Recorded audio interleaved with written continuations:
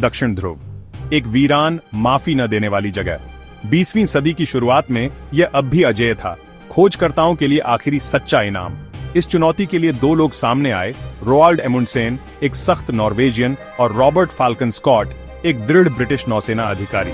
एमुंडसेन, बर्फ का आदमी, पहले ही नॉर्थ वेस्ट पैसेज को नेविगेट करके इतिहास रच चुका था। वह अपनी सावधानी पूर्वक योजना, परिवहन के लिए कुत्तों पर निर्भरता और दक्षता पर अपने अटूट ध्यान के लिए जाने जाते थे। स्कॉट खुद एक अनुभवी खोजकर्ता होने के नाते इस चुनौती को एक अधिक पारंपरिक, यकीनन रोमांटिक दृष्टिकोण के साथ देखते थे। अंटार्कटिका के बर्फीले अखाड़े में उनके रास्ते आपस में मिल गए। उनकी महत्वाकांक्षाएं समय, प्रकृति और एक दूसरे के खिलाफ दौड़ में उलझ गईं। उन्हें कम ही पता था कि यह दौड़ ध्रुवीय अन्वेषण में एक निर्णायक क्षण बन जाएगी, मानव धीरज और विजय और आपदा के बीच की बारीक रेखा का प्रमाण। एमुंडसेन ने अपने दक्षिण ध्रुव अभियान के लिए एक ही ध्यान केंद्रित किया, दक्षता। उन्होंने अपने आर्कटिक अनुभवों, विशेष रूप से इनुइट के साथ रहने के अपने समय से सीखा था। वह जानता था कि ध्रुवीय यात्रा के लिए कुत्ते बेहतर विकल्प थे। वे मजबूत, अनुकूलनीय थे और यदि आवश्यक हो तो भोजन का स्रोत भी हो सकते थे। एमुंडसेन ने अपने कुत्तों और चालकों को सावधानीपूर्वक प्रशिक्षित किया, यह सुनिश्चित करते हुए कि वे आगे की भीषण यात्रा के लिए सर्वोत्तम स्थिति में हों। उसने हल्के उपकरण चुने, आराम पर कार्यक्षमता को प्राथमिकता दी। दूसरी ओर स्कॉट ने पारंपरिक तरीकों और नवीन तकनीक के मिश्रण के साथ अपनी तैयारी की। वह अपने आदमियों की ताकत में विश्वास करता था और मैन हॉलिंग पर बहुत अधिक भरोसा करने की योजना बनाई थी। इसका समर्थन करने के लिए वह बोझ साझा करने के लिए टट्टू साथ लाया और मोटर चालित स्लेज के साथ प्रयोग किया। उनकी तैयारियों में अंतर ने उनके विपरीत दर्शन पर प्रकाश डाला। शुरू से ही एमुंडसेन और स्कॉट के बीच रणनीतिक अंतर स्पष्ट थे। कुत्तों पर एमुंडसेन का भरोसा एक मास्टर स्ट्रोक साबित हुआ। कठोर आर्कटिक परिस्थितियों का सामना करने के लिए सदियों से पैदा हुए हकीज की उनकी टीम लंबी, कठिन यात्रा के लिए पूरी तरह से अनुकूल थी।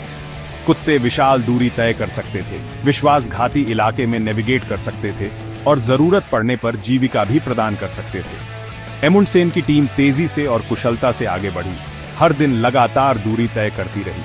इसके विपरीत स्कॉट के अभियान को कई असफलताओं का सामना करना पड़ा।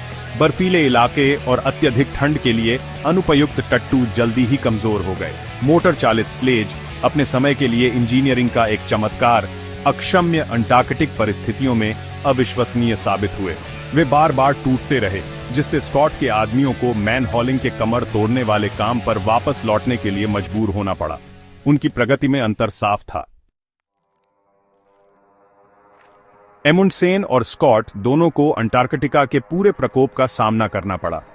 महाद्वीप ने उन पर सब कुछ फेंक दिया, अंधा कर देने वाले बर्फानी तूफान, छिपी हुई दरारें और तापमान जो एक आदमी को घंटों में जमा सकते थे।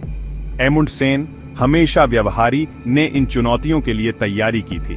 उनकी टीम के कपड़े अधिकतम गर्मी और न्यूनतम वजन के लिए डिजाइन किए गए, उन्हें अपेक्षाकृत आरामदायक रखते थे। उनके तंबू सरल लेकिन प्रभावी हवा और बर्फ से आश्रय प्रदान करते थे। वे पेम्बिकन, बिस्कुट और सील मांस का आहार खाते थे, उच्च कैलोरी वाले खाद्य पदार्थ जो उनकी ऊर्जा के स्तर को बनाए रखते थे। स्कॉट की टीम, जबकि अच्छी तरह से सुसज्जित भी थी, को बड़ी चुनौतियों का सामना करना पड़ा। उनके कपड़े, जबकि गर्म थे, अत्यधिक ठंड के लिए उपयुक्त नहीं थे। उनके राशन, जबकि पर्याप्त थे, एमुंडसेन के समान स्तर का जीविका प्रदान नहीं करते थे।